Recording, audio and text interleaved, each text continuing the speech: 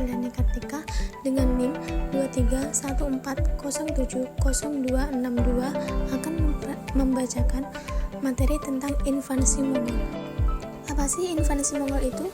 Invasi Mongol sendiri mencakup berbagai bidang termasuk teknologi militer, administrasi, dan transportasi. Beberapa invasi khas Mongol termasuk penggunaan brosur komposit, pengembangan strategi perang kavaleri yang efektif, sistem administrasi pemerintahan yang terpusat, penggunaan surat dan sistem pos, serta pembangunan jaringan jalur perdagangan yang luar seperti jalur sutra. Ini semua memainkan peran penting dalam memperluas kekaisaran Mongol dan mengubah lanskap politik dan budaya Eurasia pada masa itu. Serangkaian invasi Mongol benar-benar telah menimbulkan kehancuran bagi peradaban Muslim. Invasi Mongol tersebut dilanjutkan dengan pembentukan sebuah konfederasi masyarakat Asia Tengah di bawah kepemimpinan Genghis Khan. Sesuai dengan garis ketentuan Tuhan yang diyakini, Mongol telah berjuang timur, tengah, dan beberapa wilayah di gurun Eropa Timur. Yang pertama ada Asia Tengah. Genghis Khan membentuk kekharisan Mongol pada awalnya di Asia Tengah, dimulai dengan penyatuan suku nomaden Merkit, Tatar, Kareitas, Turki, Naiman, dan Mongol.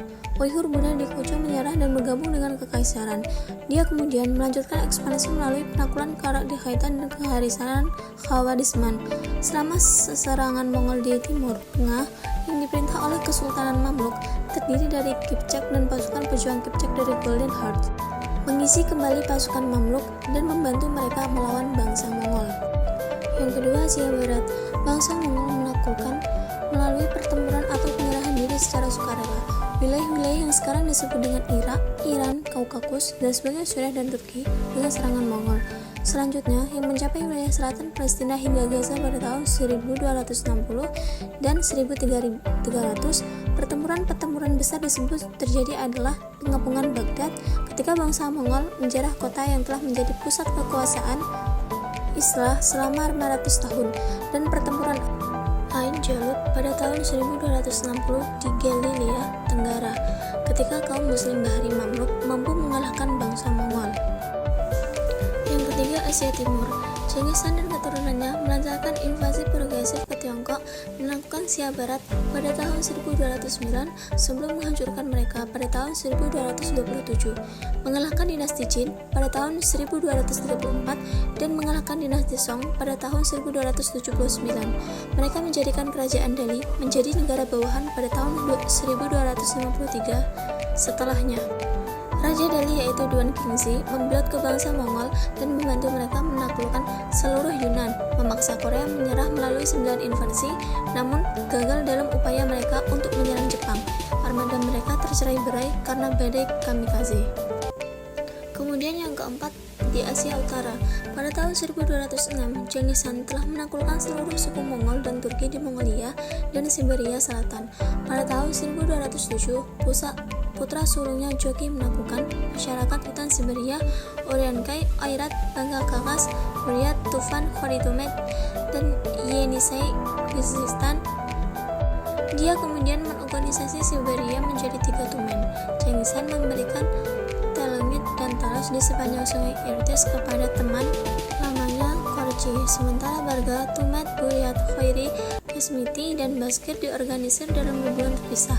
Tanglit, Talas, Oirat, dan Yenisei Kris dinomori ke dalam tumen reguler. Genghis menciptakan pemukiman peraja dan petani Cina di Kem-Kemjik setelah fase pertama penaklukan Mongol atas dinasti Jin. Parahan Agung menyukai Green Falcon, bulu, wanita, dan kuda kerisikan sebagai penghormatan. Kemudian Eropa Timur dan Tengah. Bangsa Mongol menyerang Rusia, di mana mereka membuat kekacauan besar, menghancurkan kota-kota dan benteng-benteng serta membantai manusia, dan mereka mengepung Kiev, ibu kota Rusia. Setelah mereka lama mengepung kota itu, mereka merebutnya dan membunuh penduduknya. Ketika kami melakukan perjalanan melalui tanah itu, kami menemukan tengkorak dan tulang belulang orang mati yang tak terhitung jumlahnya tergeletak di tanah. Kiev dulunya adalah sebuah kota yang sangat besar dan padat penduduknya. Namun, sekarang kota itu hampir tidak ada lagi, karena saat ini hanya ada 200 rumah di sana, dan penduduknya berada dalam perbudakan total. Kemudian yang keenam, Asia Selatan. Dari tahun 1221 hingga 1327, kekaisaran Mongol melancarkan beberapa invasi ke benua Asia Selatan. Bangsa Mongol menduduki sebagian wilayah barat Laut Asia Selatan selama berpuluh-puluh tahun. Namun, mendapat perlawanan sengit dan tidak dapat bertahan lama karena mereka menghadapi beberapa kekalahan di tangan pemberontak suku Punjabi, Pashtun, dan Kashmir. Namun, mereka gagal menembus pinggiran Delhi dan berhasil diusir dari pedalaman India. Berabad-abad kemudian, Mughal dan pendirinya Babur berasal dari Mongol mendirikan kerajaan mereka sendiri di Asia Selatan. Kemudian yang ketujuh, Asia Tenggara. Dinasti Yuan, pimpinan Kublai Khan, menginvasi Burma antara tahun 1277 dan 1287, mengakibatkan penyerahan dan disintegrasi kerajaan Pagan. Namun, invasi tahun 1301 berhasil dipukul mundur oleh kerajaan Nyisaing Burma. Invasi Mongol ke Vietnam dan Jawa mengakibatkan kekalahan bagi bangsa Mongol, meskipun sebagian besar wilayah Asia Tenggara setuju untuk membayar upeti untuk menghindari pertumpahan darah. Lebih lanjut, invasi Mongol memainkan peran tidak langsung dalam pembentukan negara-negara Thai terbesar di wilayah tersebut oleh para Thais yang baru saja bermigrasi yang berasal dari Tiongkok Selatan.